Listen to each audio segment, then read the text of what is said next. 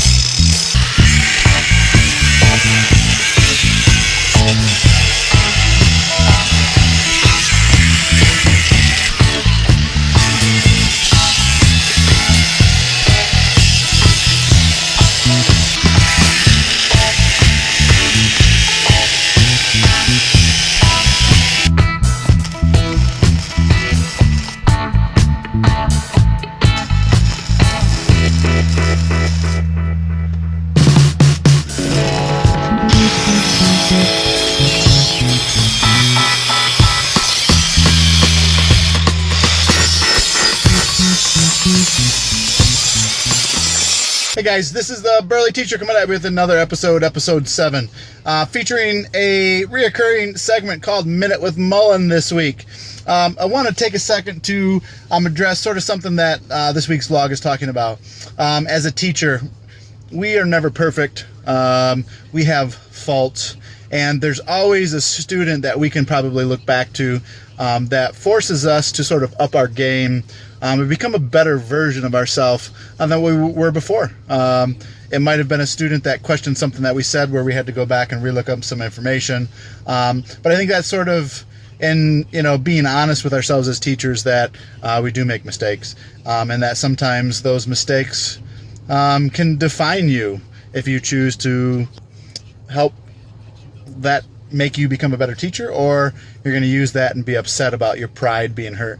So that's sort of what this segment is about this week. All right, so this is a Burly Teacher coming at you with Mr. Mullan. Mr. Mullan with our segment 2 of Minute with Mullan. So we do this thing in my class called Daily 7. If you look at the computer here, there's 7 questions a day, and where it came from was that, we'll go over where it came from is Andrew Ozzie.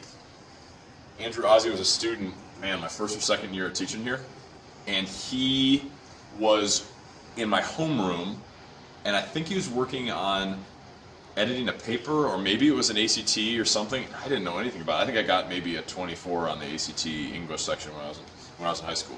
Anyway, he was dealing... And I got a 22, so... He was dealing with this issue right here. That. And he needed to know the difference, and I couldn't explain it to him. As a language arts teacher? As a language arts teacher, I had a master's degree. Yeah. And that... So I couldn't explain it to him. So I felt really embarrassed because I actually misspoke, and he called me out on it, and he said, how are you a teacher? And he's a really smart kid. And I don't know what school he went to, but he was a really, really smart kid. One of the best that Whitmer has ever had. Yeah. And he made me feel pretty dumb.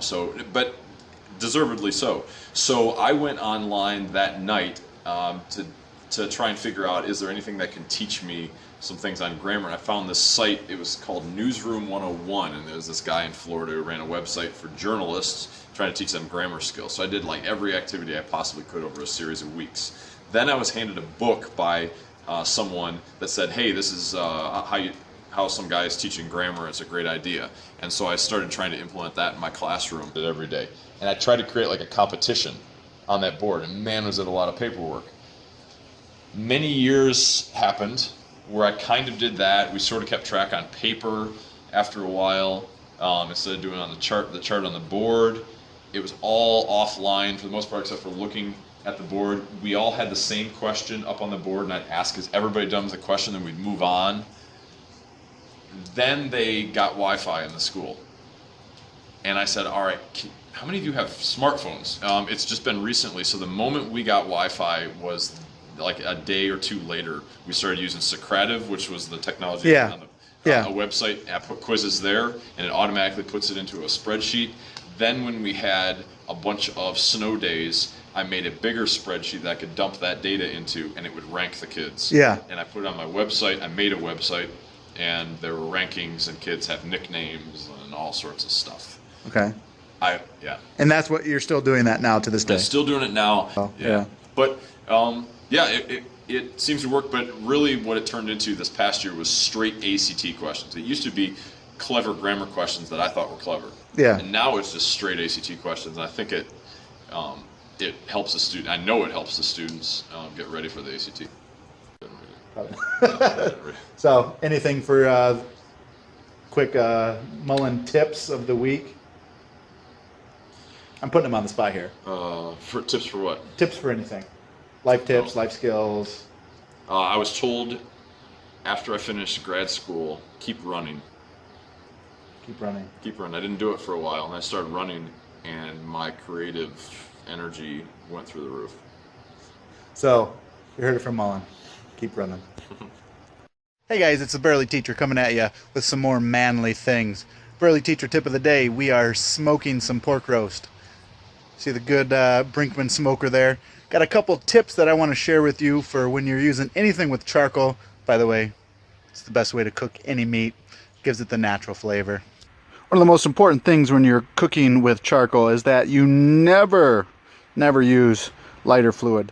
Right? Use one of these things right here. It's called a charcoal chimenea. This one's a Weber, but you can use any brand that you want. Basically what you do, right, is you put paper in the bottom, set your charcoal on top, light paper on fire. Takes about 15 minutes. You'll have glowing red hot charcoal. Doesn't give any of that leftover lighter fluid taste to your meat, which is definitely not good. What you see here is an ammo can. Yes, Burly Teacher always does manly things, but there's no ammo inside of it. Undo it, and this is where I soak my wood that I use to smoke with. This is cherry from a really big cherry tree that my uncle cut down. I've been using this wood for probably the past 10 years.